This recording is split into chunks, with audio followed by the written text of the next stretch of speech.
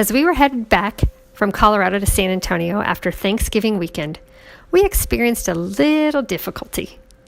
Just as we were approaching Bollinger, Texas, about 3 hours away from home, I noticed a huge buck standing on the left side of the road. Unsure of what he was going to do, I hit my brakes to slow down the van. He started to move into the road, stopped, and then charged in our direction and rammed right into the front left quarter panel of the rental van that was carrying the 7 of us. Shaken up a bit by the accident, we rolled down from the crest of the hill and saw a 30-foot cross illuminating above the city. We pulled over into the parking lot of a convenience store to assess the damage. While I sat inside, Greg started to survey the damage, and within seconds, I started to see plastic pieces flying out from under the hood. The buck had hit the car so hard that it broke the hose that was connected to the reservoir that held the antifreeze, and the radiator fan was almost non-existent. I found out later that that is where the plastic pieces were coming from. As Greg continued to get the things in order, I called Roadside Assistance for help. They said that they could dispatch a tow truck, but it was going to be 90 minutes before they could arrive. And there was a small problem. They could only pick up one of us and transport us to the place of our choice. Well, that was a no-brainer. That would leave 1 adult and 5 kids stranded on the side of the road. Greg went inside the store to see if he could find anything to fix the hose for the radiator. After a few minutes, I looked up and saw him coming out of the store with a container of antifreeze, gloves, and a roll of duct tape.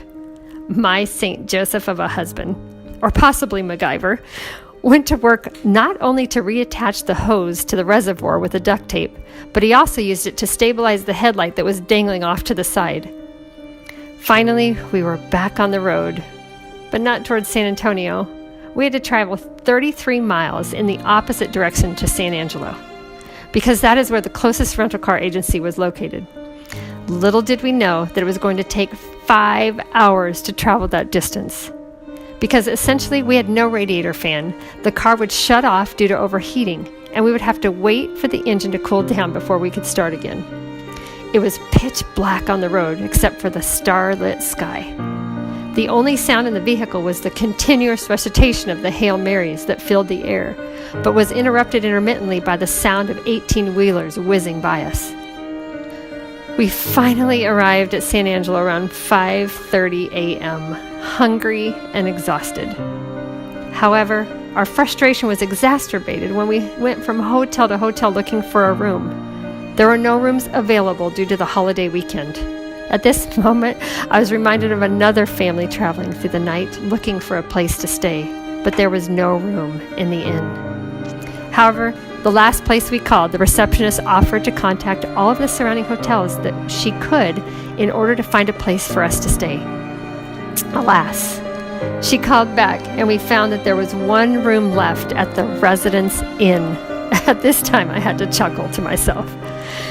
After 3 hours of sleep, we got up, grabbed a quick bite to eat, and made it over to the rental car lot, with the van chugging into the parking space. Within 20 minutes, we were back on our way to San Antonio in the only vehicle they had that would accommodate a party of 7, a white Ford F-150, a truck. I jokingly said to the kids, it could have been worse. We could have been going home on a donkey.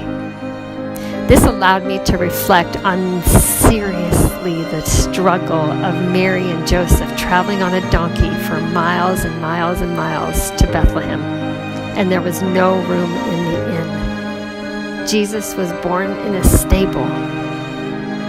Is your heart full of darkness and clutter, or is it a place for Jesus to be born this Christmas?